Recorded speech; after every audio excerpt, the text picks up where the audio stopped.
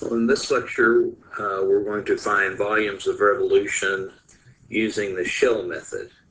So far, we've seen the disk method and we've seen the washer method. In fact, illustrated here is a problem that we did using the disk method. So you can read about it, of course, find the volume of the solid form by revolving the region bounded by the parabola y equals 2x squared.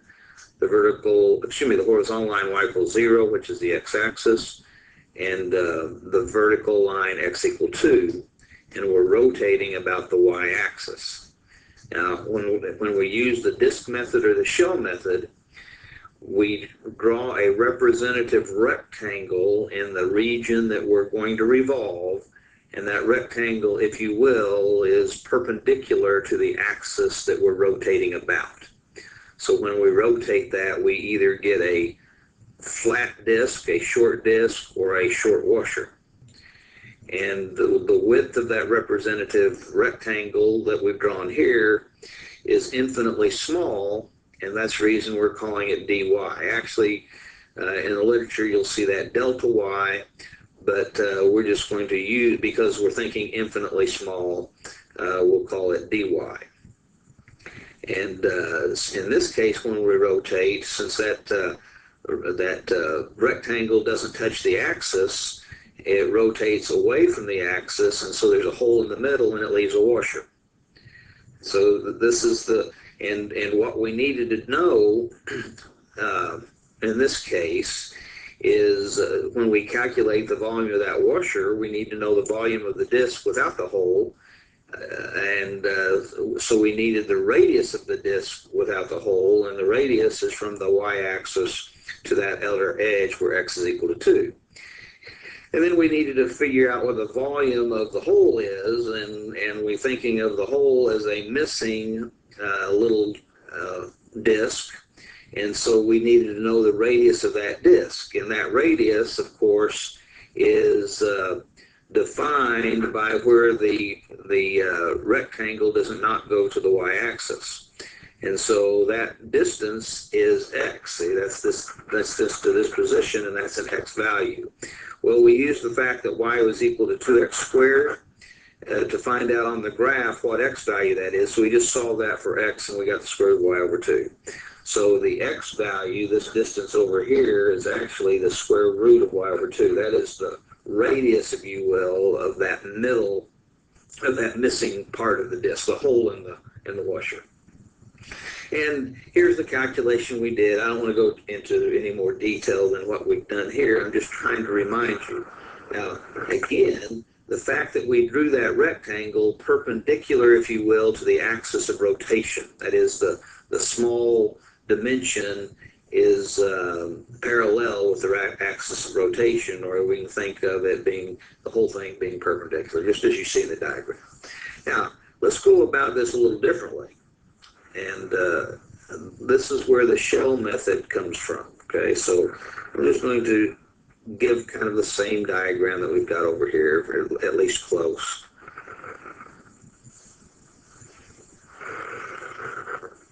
Now, of course, we're assuming that's where y is 8, and this is where x is 2. And we know, of course, this is not to scale, but that's good enough for what we're doing now. We're just trying to get a representation. Now, if I would have drawn the representative disk, now remember, we're going to rotate this about the y-axis. If I would have drawn the representative disk instead of perpendicular to the axis of rotation, I'm drawing it parallel to the axis of rotation, then think about what it would look like.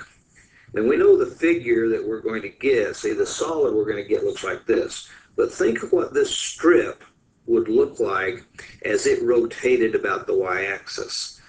Okay, let me stop and think about that, and I'm going to pause and draw the figure.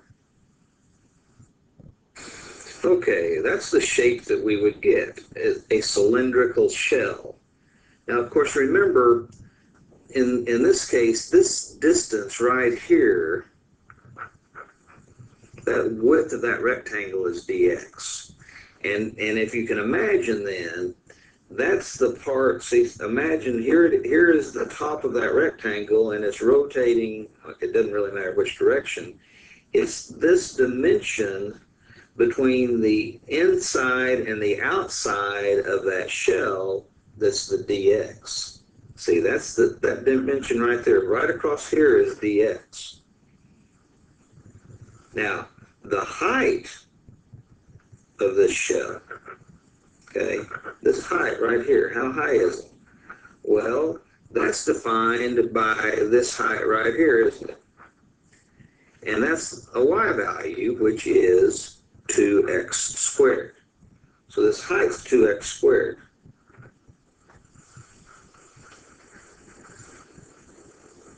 Okay. Now, let's imagine cutting this, if you will, cutting this shell vertically like this. So we're going to cut it into, and then when we do, we're going to open it up and roll it out.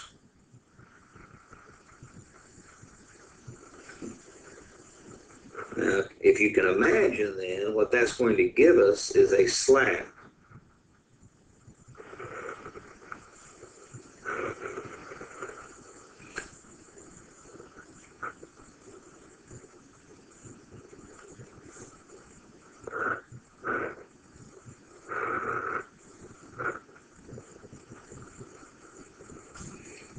Okay, it's going to give us something like that when we open it up. Now, the distance across here, see, this right here is still the dx. And this height is still 2x squared, okay? The height's still the y value that we were talking about, okay? How high that rectangle was that we spun around the axes. So the question is, how long is it? And let me kind of remind you that this, what we've got here, really is a volume that is created from a rectangle, isn't it? So the volume of this object, of this solid that we've got here, is going to be length times width times height. Now, the length is the big question. So along here is the length, we're calling it. Okay, that's the big question. And so we've got to figure out how long that is. But remember, we opened this up. Think of the circle that we opened this up from. And how do we calculate, I mean, this length is basically the circumference of the circle, isn't it? See, it's the circumference of the circle, so I'm just going to call it C. But how can we calculate the circumference of a circle if the circumference is 2 pi times the radius? So what we need to know is what's the radius of this circle that we're using. See, right along here, we need to know this radius. Well, how do we calculate, I mean, let's look over our figure and figure the radius. Oh, the radius is this distance right here. That's the radius right there. And from previously, we know that that radius, well, that's an x value, isn't it?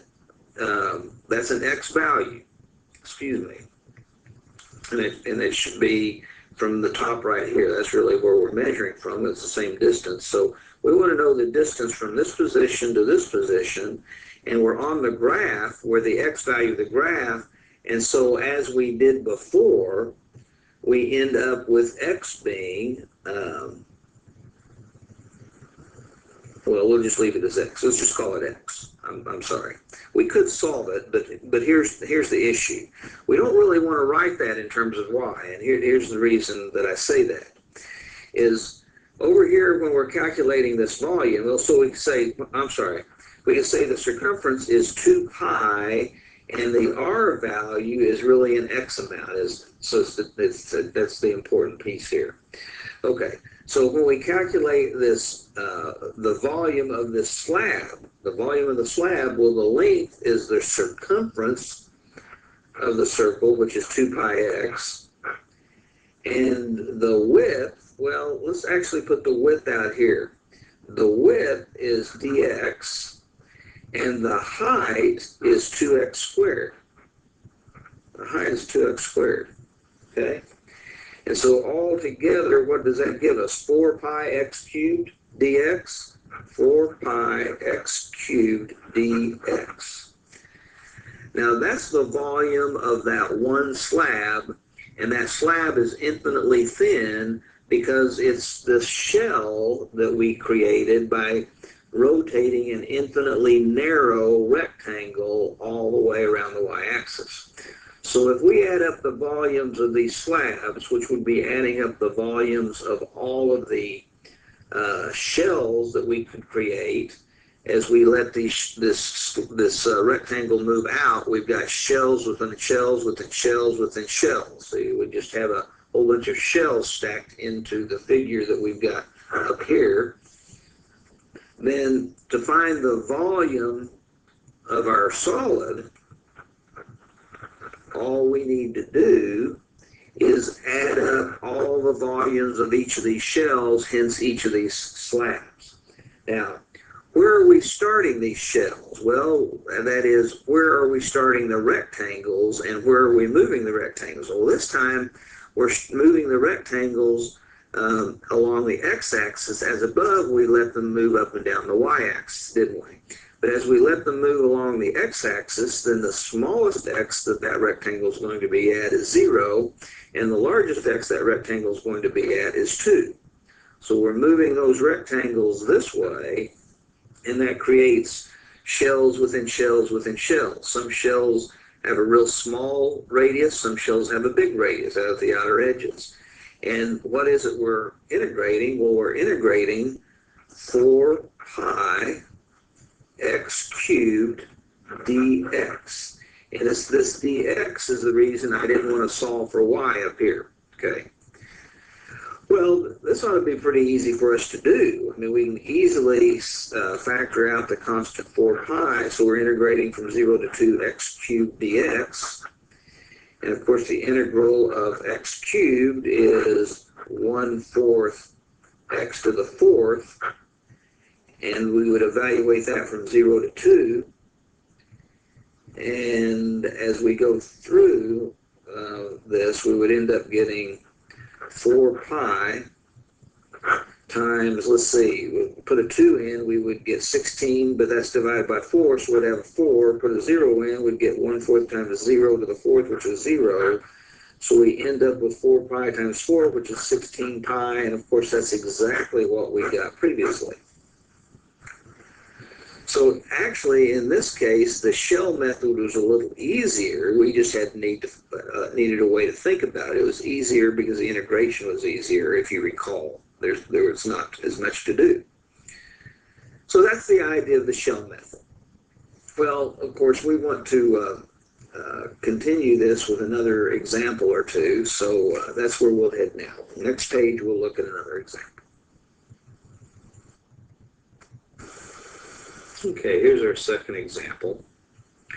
Find the volume of the solid formed by revolving the region bounded by the line y equal x, the parabola y equal x squared, the vertical line x equals 0, and the vertical line x equal 1.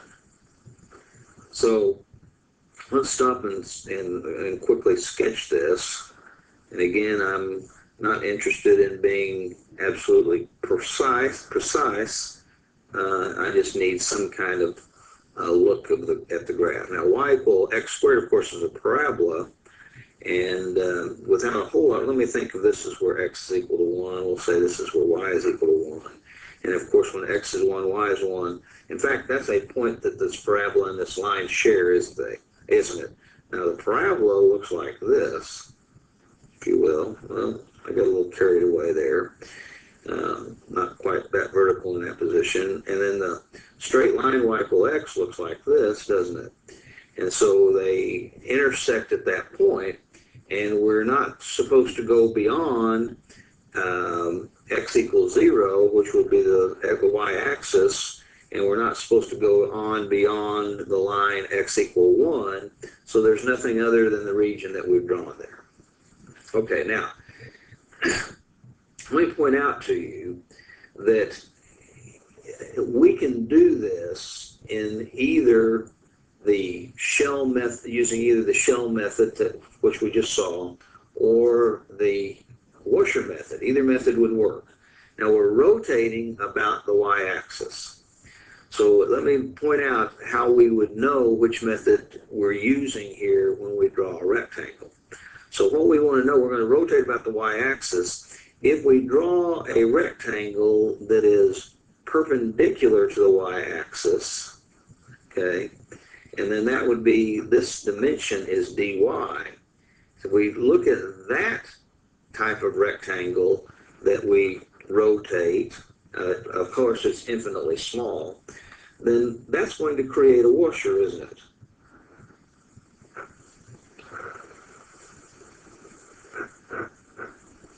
That's going to create something that looks kind of like this. Okay? And so the issue is that the rectangle we drew was perpendicular to this y-axis, the axis of rotation. Now let's go through this idea again, okay, and imagine that if we take that same region, it might look a little different when that I've drawn it this time, but it's supposed to be the same region, and instead we draw our representative rectangle in a vertical fashion, which is parallel to the y-axis, if you will. Okay, so we're parallel to the y-axis. Then what will that create? That will create a tall cylinder with a hole in it. Okay. Now, it's going to look kind of the same, but this is called the cylindrical method. So,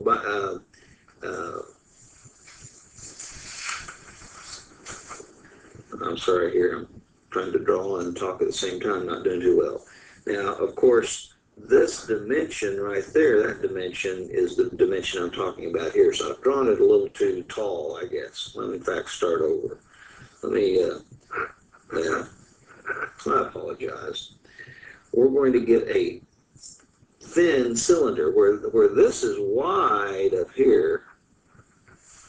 So what we're getting in this case is a cylinder that's got a real small shell. I said the cylindrical method, I apologize. It's the shell method.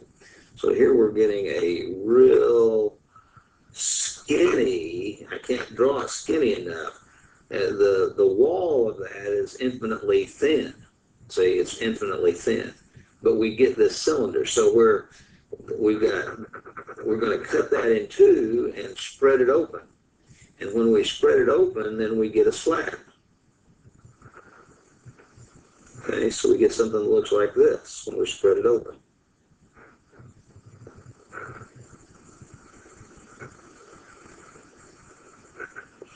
Now, this dimension being the height, okay, that represents the dimension we see right here.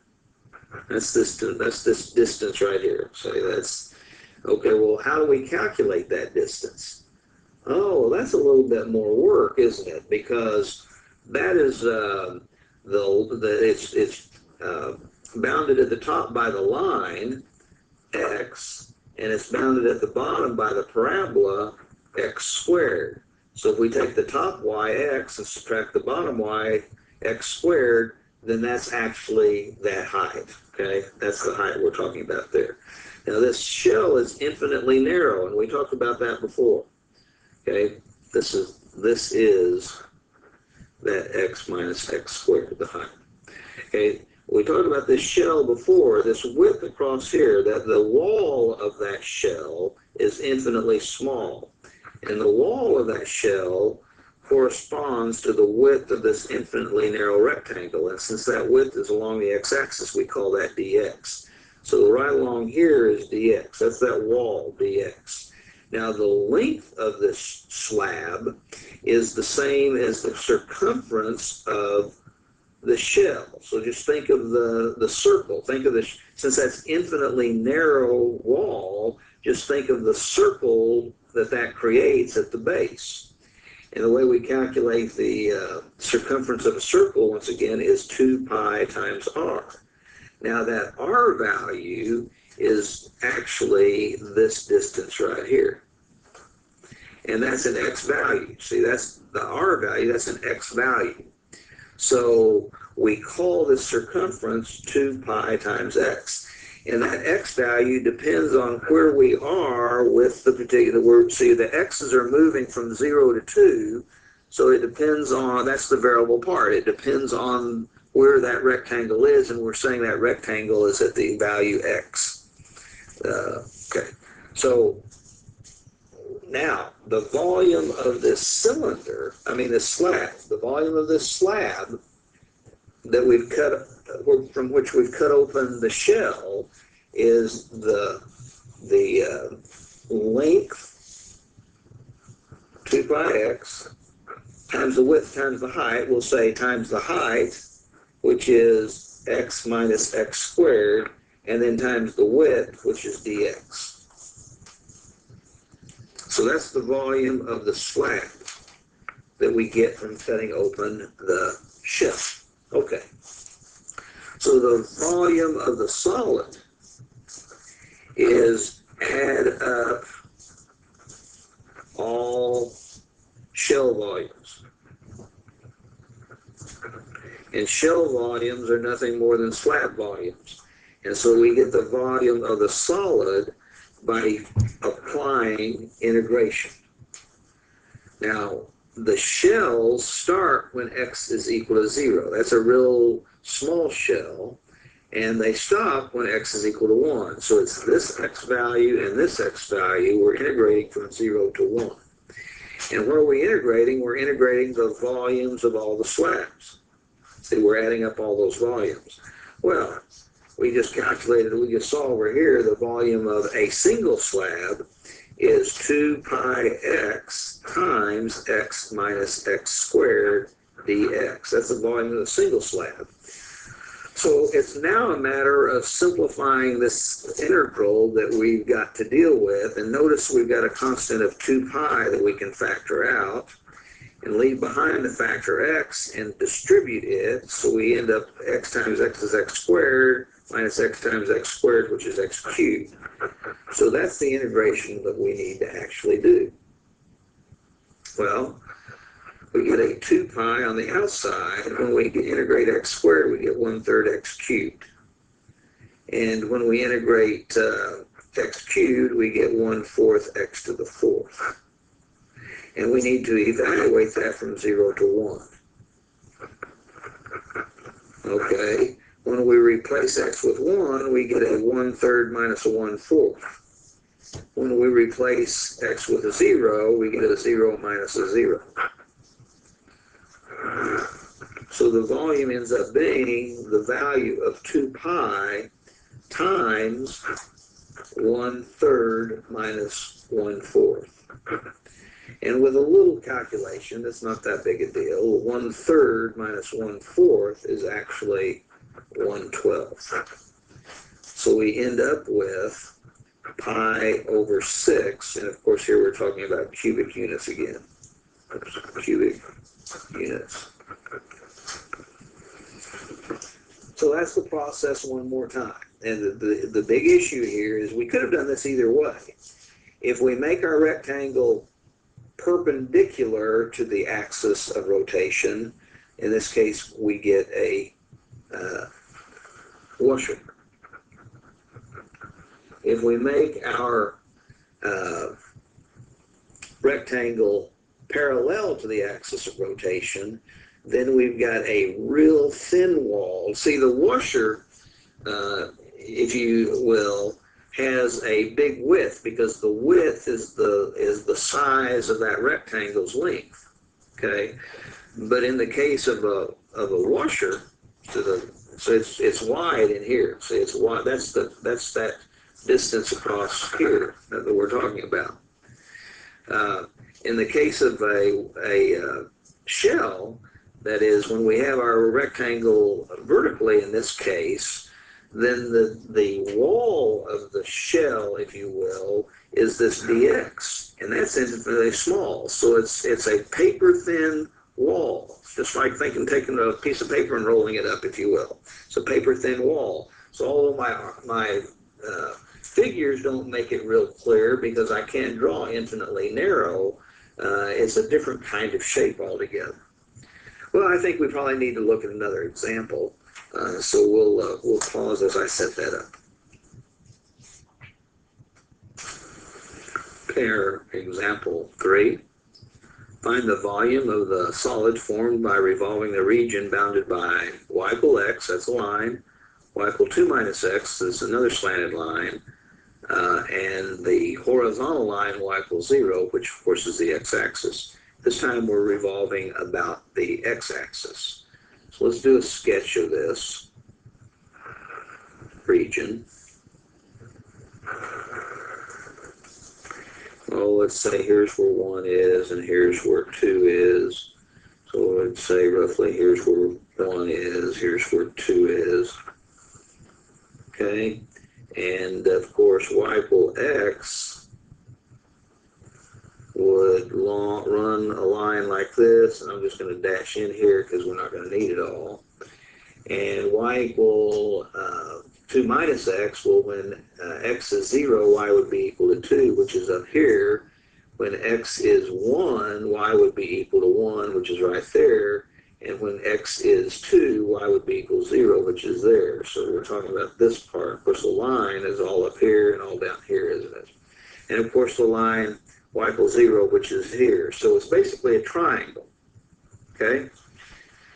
Now, here's what happens in practice. We're not particularly in a section in the book. We need to know the volume that rotating this region generates, the volume of the solid generated by rotating this region.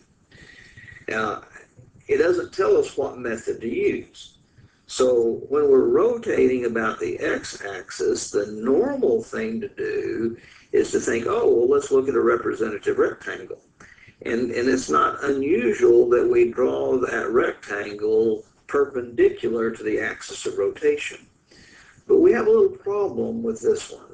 We could do it, but we have a little issue because look how that rectangle is defined compared to this rectangle.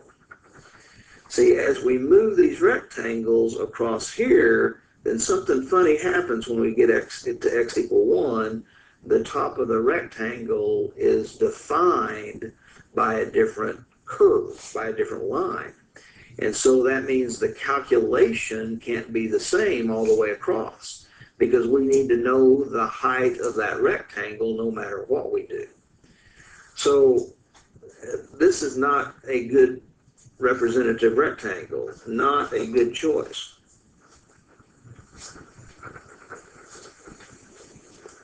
Okay, let's take the same figure, and I'm not going to spend a whole lot of time here.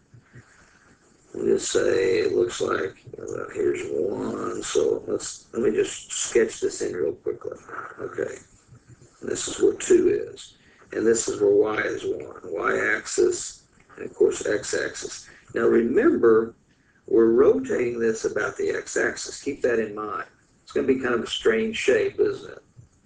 It's going to kind of look like a top, but it's got the same amount below as it does on top, and I don't know.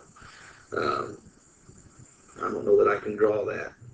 Anyway, if instead I drew my rectangle in a horizontal fashion, if I draw my rectangle, in this case, parallel to the axis of rotation, instead of perpendicular to the axis of rotation, as that strip rotates around like this, then it's going to create a shell that's oriented in this fashion, okay?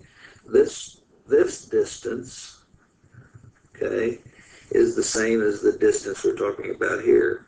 Now, the significance there along this orientation is the the most right part of the rectangle is always defined by the line y equal 2 minus x, and the most left part of the rectangle is always defined by y equal x. And so we don't have a change of what defines the top and the bottom of this rectangle laid down. Now, when in fact we rotate that, then we're going, like I said, we're going to get a shell that looks like this, okay? And this dimension right here, I mean, it's really, I can't even draw it. You know, I haven't done a good job from the previous ones. It's real thin because this dimension is that width. Now, that width is an infinitely small width in the direction of the y-axis, so we call that dy this time. Although we're rotating about the, see, earlier when we rotated about the y-axis, we had and we were using the shell method, we had a dx, didn't we? Now we're rotating about the x-axis, and we have a dy, and that's because our rectangle is parallel to the axis of rotation, which makes that narrow side, that narrow dimension, in the direction of the y-axis. So that being so narrow, we make it dy. Okay. Now, remember, we're going to cut this open. And when we do, I'm going to draw this again, but when we do, and then set it up, okay? We're going to set it up on end when I cut it open this way, and we're going to get something that's long like this. Yeah, that's good enough. I don't need all this extra stuff. This dimension, okay, is the dimension right here. Pardon me. So I set the shell up on its end and cut it open, and so the dimension this direction and the height are the same, okay, the height. So this is that height I'm talking about down there. And so this is the height of that shell along here. And how do we define that? Well, the biggest y value is defined by 2 minus x. That's that outside line, isn't it? And we subtract the smallest y value, which is defined by this, which is just y equal x. Okay, smallest, largest, smallest, minus smallest. And so the height actually ends up being what? 2 minus 2x? 2 minus 2x? Oh, but we're going to have a problem here, aren't we? And see, this is what's going to happen to you. We're going to have a problem, because this dy tells us that we need to define everything in terms of y's. Oh, okay, well now we have to go back to because I messed you up, and I did it on purpose, but we're talking about these being x values, right? See, that's an x sub 0 position, this is an x sub 1 position, and that x sub 0 position is defined by the y equal x. And so that position is actually, we would just say, the y value. It's the same as the y value. So we want to define things in terms of y because of this dy. Now, this x sub 1 position is defined by y equal 2 minus x. So we need to solve this for x. And to do that, we could add x to both sides and subtract y on both sides, so we get 2 minus y. Okay, well, it's similar, but really different, because now we're referring to these as the biggest x value, and I actually screwed that up a while ago, I see. The biggest x value is this x value, which is defined in this way. So we end up with a 2 minus y, and the smallest x value is this x value, and that's defined by, oh, well, x is equal to y, so that's just defined by y. X and y are the same there. So it ends up with 2 minus 2y. And I apologize for that. But the giveaway for me was that we needed everything in terms of y because of that width. Okay. So this height is 2 minus 2y. And this width across here is the dy we're talking about. And now it's this length we have to worry about, which is the circumference of that shell. Now the circumference of that shell is 2 pi times the radius of the shell. But this is the radius, isn't it? Let's say that right there is the radius. Well, what is that radius? That radius is how far this rectangle is away from the x-axis. So that radius is this distance right here, which is a y value. That's the y value that the rectangle is at. So this time the circumference would be 2 pi times y. So the volume of the slab is going to be equal to the height times the length times the width. And I've just done it in a little different order here. And the width is dy. So everything's in terms of y. And I'm going to simplify that a bit. And I have a 2 pi. And actually I could do a little bit more, but I'm going to distribute my y, and I have a 2y minus 2y squared, that's dy. And I could simplify more, but the volume of the solid we get by adding up all these slab volumes. Now, these slab volumes are actually shell volumes. And the shells that we're creating are created by starting the rectangles at a y equal to 0 and moving to a y equal of 1, right? See, our rectangles are starting low and going high, creating bigger and bigger shells laying on their side. So we're going from y equals 0 to y equal 1, and we're integrating 2 pi times 2y minus 2y squared. dy. Well, as we integrate, obviously we can factor out a 2 pi. So we're integrating from 0 to 1, 2y minus 2y squared. And when we integrate 2y, we get y, with respect to y, we get y squared. When we integrate 2y squared with respect to y, we get 2/3 y cubed. And of course, we've got to evaluate that from 0 to 1. So when we substitute a 1 in, we have 1 squared, which is 1, minus 2/3 times 1 cubed, which is 2/3. And then when we substitute 0 in for y, we get a 0 squared, which is 0, minus 2/3 0 cubed, which is 0. And of course, that ends up being 2 pi times 1 minus 2/3, which of course is 1/3. So we get a total of 2 pi over 3 cubic units. Okay, let me stop here for just a moment and remind you of what we did. At the top, we're rotating about the x-axis. And then we noticed that to rotate about the x-axis, the definition of the length of the rectangle, if we draw a rectangle perpendicular to the rotation, then that causes a change in the definition of that rectangle. If instead we draw it parallel to the rotation, then the right-hand side and left-hand side are always defined by the same curve.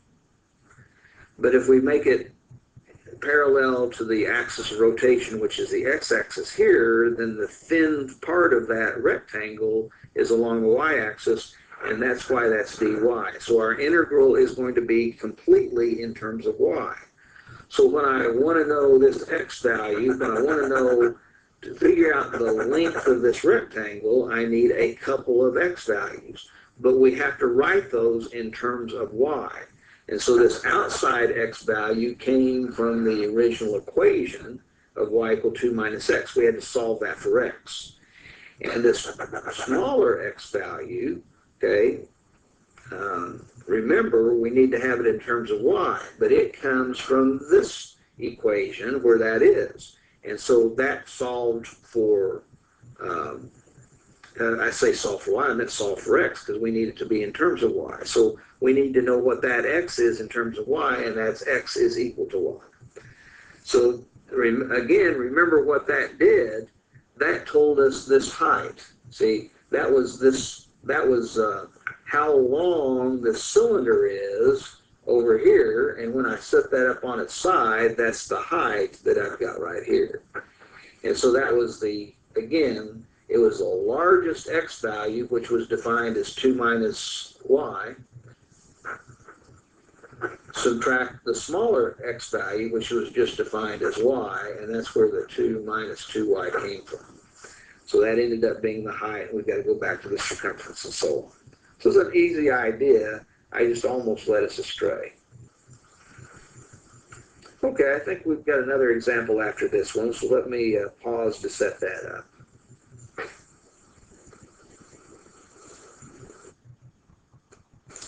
We're still going to do an additional example, but I thought I'd pause here and try to show you, without the details, how we're going to figure this out in the future, okay?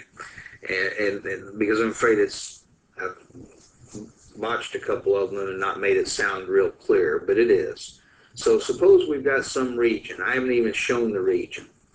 And we're going to rotate that region about the x-axis. We're rotating about the x-axis. Now, when we use this shell method, if we're rotating about the x-axis, then our rectangle is parallel to the x-axis. So we have a rectangle that looks like this. Now, if we're rotating about the x-axis and our rectangle is parallel to the x-axis, the width is the dy. That it's a narrow width, real thin width. Now, when we rotate that about the x-axis, we're going to get something that looks like this. So this dimension that we see right here, well, this dimension we see right here, I'm going to call h. And you'll see why, because that's this dimension right here, which is h. And when I turn that up on its the right way, then that's this dimension, and that's this height of the slab. So we're following that width, okay? Now this dimension of the dy, that dy dimension creates that shell, the thickness of that shell, okay? The width of that shell, and that's the dy. And up here, that little strip in there, it's the wall. That's the width of the wall. That's what I was looking for a while ago. And the width of that wall is that dy. And so that's the dimension that we have here, dy. Okay? Now, when we rotate that, see, we're rotating and it's coming around like this, and it's creating this shell that we see. And when we lift that shell up on its side like we've got here, and we cut it open and spread it apart, then we're talking about this dimension of that slab. And that dimension I'm calling C because it's the circumference, if you will, of the outside wall, or the wall of that shell that we just cut open. And the way we calculate circumference is 2 pi times r. Now here's the giveaway. Because we have a dy, and we're thinking, oh, well, this distance right there is actually that radius, isn't it?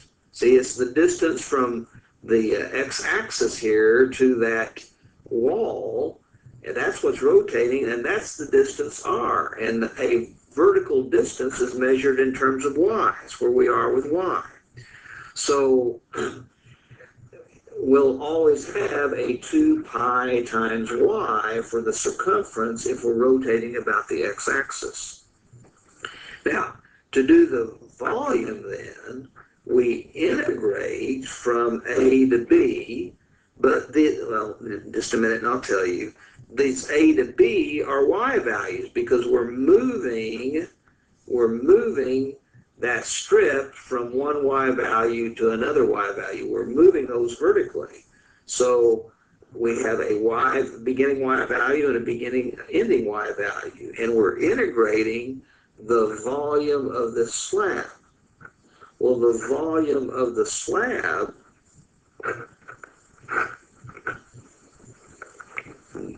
emphasizing. The volume of the slab we get by multiplying through the dimensions over here. So it's going to be the length, okay, the length, and this is the length right here, times the height, that's what we've got here, times the width. I'm doing it in a different order. So the length of 2 pi y times the height times our width dy. And so that tells us that to do this integral, we need to come up with this height in terms of y. See, everything else is in terms of y. So when we're rotating about the x-axis using the shell method, we need to have an integral in terms of y. And of course, this h value, we have to just decide, look at our figure, and here we're talking about a biggest x subtract the biggest y, but the smallest y, x, pardon me. See, to calculate this width, we've got to take an x, subtract an x, but it has to be in terms of y, so we've got to write all that in terms of y. Now, on the other hand, if we're rotating, and I'm just going to point this out and not go through it all the way, if we rotate about the y-axis, okay, and we're using the shell method. So if we rotate about the y-axis and you're using the shell method, your rectangle is parallel to the axis of rotation. So now we have the width of that rectangle being a dx. And we're moving the rectangles in this fashion to get different size shells that create that entire object. And so when we integrate to get the volume here, we're going to start with a smallest x value, and we're going to stop with a biggest x value. So, and this integral is going to be in terms of x. See, that's because of this dx. Well, the circumference is still going to be 2 pi r, but this time the radius is across here. And that distance is an x value, and we need to have it in terms of an x value. So we'll have the circumference as 2 pi x. And we've still got to figure out how high that is. See, the height of that cylinder that's going to create. But because everything is in x, we have to calculate this in terms of x. Now, the issue with in terms of x here is because we're taking a highest y value and subtracting a smallest y value, but we've got to write those y values in terms of x. And that's a little different than normal, because usually we have things in terms, that's more normal, I guess, excuse me, because we will have those y's defined in terms of x normally. So I'm not trying to tell you, the real issue is how do we calculate this h each time. And I'm not trying to tell you to memorize a formula, I'm trying to give you the idea of how we set these up. Because how we calculate that h each time will be significant, and we'll have to figure that out. But the pieces here, the 2 pi y and the dy, and the 2 pi x and the dx are consistent with what we're rotating about. We rotate about the x-axis, then it's a integral in terms of y. We rotate about the y-axis, then it's an integral in terms of x. Keep that in mind as we look at this next problem. Okay, our example 4. Find the volume of the solid formed by revolving the region bounded by the graph of the parabola y equals 4 minus x squared and the horizontal line y equals 0, the x-axis, about the line x equals 3. Okay, so I've drawn the parabola, and if it's bounded by the x-axis, then the lower bound is down here at the bottom along the x-axis. So there's the parabola we're interested in. Now we're going to revolve that about the x-axis. Now, let's use the shell method. And actually, it would be best to use the shell method. If we use the disk method or the washer method, then the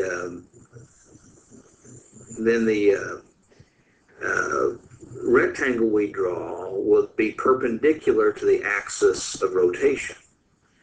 And if we're perpendicular to that line x equal 3, then you see a rectangle is defined on both sides by the same parabola, which causes a little grief.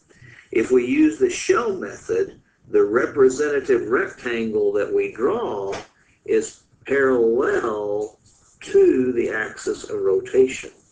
So we're making a rectangle that looks like this. Okay? So that width of that rectangle is along the x-axis, so we'll call that width dx. Now, I don't know that I can draw this figure, and it doesn't really matter that I'm able to draw it, but let's see what it would look like. It'd be something kind of like this, and kind of like this. There's a big hole in the middle. Say a big hole here in the middle. But that hole, I don't know if you ladies would know what this is, a bundt cake pan. It almost kind of looked like a bundt cake pan turned upside down.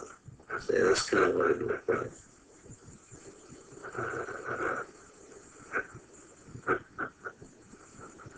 Okay, it's a funny shaped hole in the middle of that solid. Anyway, that's the volume, that's the solid we're going to find the volume of.